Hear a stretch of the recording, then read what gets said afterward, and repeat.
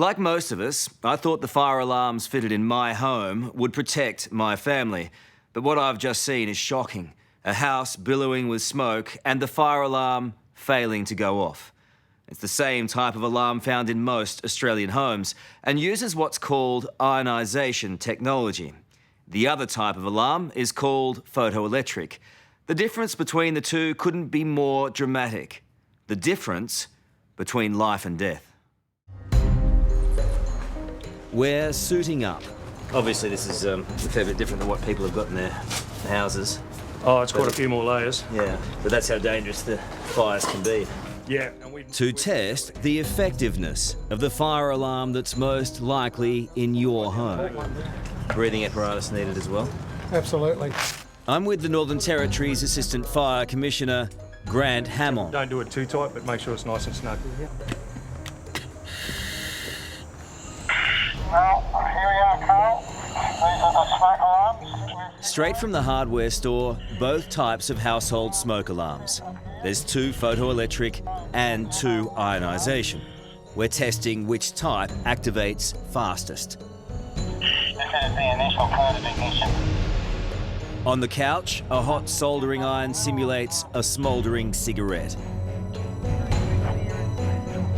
And soon, there's smoke. So this is just a couple of minutes and you can see it smoking like that. Quite extraordinary, isn't it? Monitoring the results, fire safety expert David Isaac. Okay guys, we can see the smoke building up on the monitor. And you can see now it's sort of starting to layer a little bit. David's been telling regulators for years that Australian homes have got the wrong type of alarm. And he points to the devastating Talfa and Lale family fire.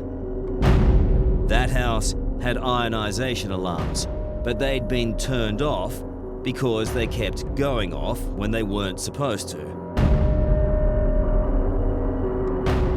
Photoelectric alarms don't have the same problem. But there's no doubt in my mind that if they had photoelectric smoke alarms in that home, they wouldn't have been disconnected. That's the first thing. And the activation of those photoelectric smoke alarms would have given precious minutes advance notice of a fire. It's a big call. It is a big call. But we know that minutes there, seconds there would have made a difference. While the ionisation alarms might go off when you need them least, back at the test house, we're finding out which alarm sounds fastest when you need it most. 5 minutes in, and the toxic smoke is already heading towards dangerous levels. Okay fellas, it's David, you're in 5 minutes 37 seconds now. We can see the smoke on the monitor starting to build at the ceiling level. There may not be any naked flames yet, but this is the critical moment for a sleeping family. An alarm must wake them soon if they're to get out alive. Typically people who die in house fires die while they're asleep from fires that develop typically from a long smouldering phase. Could be an electrical fault, could be a cigarette on a couch, could be clothes in a dryer and the dryer's malfunctioned. It has this long smouldering phase that fills the house with smoke. That's the time when the occupants need to get the warning, and it's before the house fills with smoke. This is a very graphic example of what happens in households every night in Australia, folks. So right, smoke, the silent, deadly killer. Okay guys, you're 7 minutes and 20 seconds in. The photoelectric, what's going on? The photoelectric alarm has done its job. 7 minutes and 22 seconds after the first signs of smoke. Okay. But as precious minutes tick by, the ionisation alarms remain dangerously silent.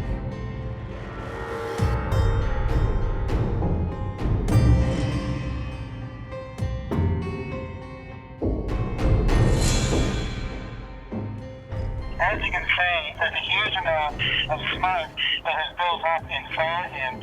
Well, the photoelectric alarm went off a good 5 or 6 minutes ago, and we still haven't heard anything from the ionisation alarm. And you know what? I have to get out of here now. Yeah, good on you guys. I think it's time to get out. you ready to leave? This smoke is toxic. Without the breathing apparatus, we'd be dead. I had no idea it would be that graphic and that difficult to be in that room at that time.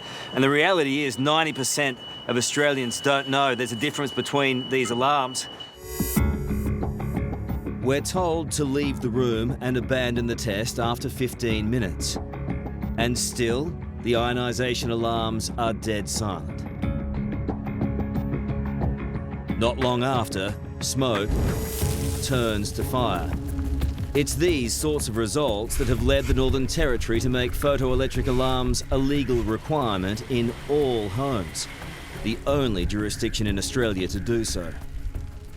The evidence was persuasive enough for us to have it made law and mandate that photoelectric alarms are installed in every residence in the Northern Territory. That includes caravans, transportables, demountables, and even those high-class safari tents that you see at resorts. Even in the tents? Absolutely. Is it making a difference? Well, we believe so. Early days yet, but anything to save lives. For years, David Isaac has been arguing with state and federal authorities to make photoelectric alarms compulsory in all homes right across the country. Frustrated, he's now breaking ranks and speaking out. Been trying to do it personally now for nearly 10 years. And we produced all the CSIRO test evidence which shows how bad these things are in the test fire in the CSIRO laboratory. It defies logic. It does, and we kill between 50 and 150 people a year in residential home fires. But I can guarantee you that if photoelectric smoke alarms were mandated in homes in Australia and New Zealand, that the death toll from residential fires would drop, because people would get early warning. There's very little difference at the end of the day in terms of adequate warning. Neil Savoury is General Manager of the Australian Building Codes Board, the body that recommends which fire alarms will keep you safest in your home. Every study that's been done of late has said that the photoelectric alarms give you valuable minutes on top of the ionisation alarms. Well, the board is not satisfied at this stage that it needs to make any further changes to the code. What will it take for the board to make that decision to save lives? The board has taken numerous decisions to save lives. In fact, but this is a very simple one. This alarm goes off sometimes 5 or 6 minutes before the other. Well, I'm just saying, look, there are two out there. Yeah, there are. One's better than the other, clearly.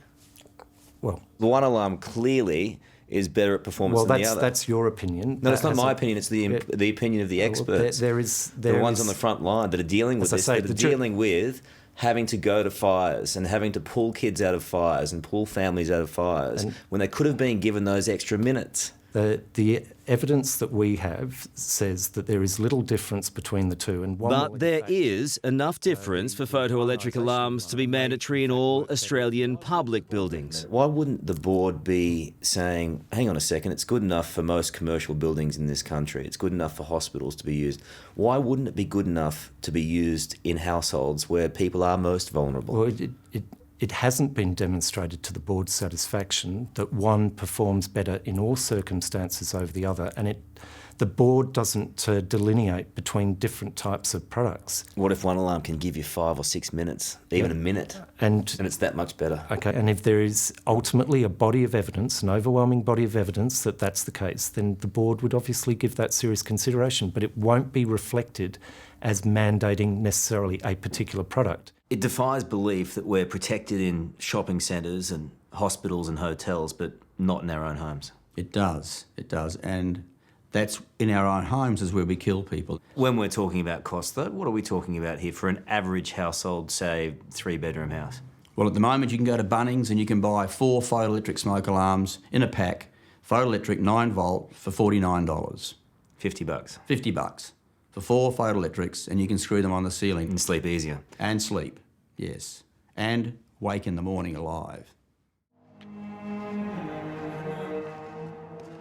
For the grieving Taufa and Lale families, this is painfully personal. It's a long time I haven't touched Mum's face. What a lovely face. Tracy is desperate to find a legacy amid such devastating loss. What's the one thing to come out of this that you want people to get? I want everybody to purchase photoelectric smoke alarms to be installed in every single home and made mandatory in Australia and hopefully the world. It will save a lot of lives. I just hope to God that no one else goes through what we went through.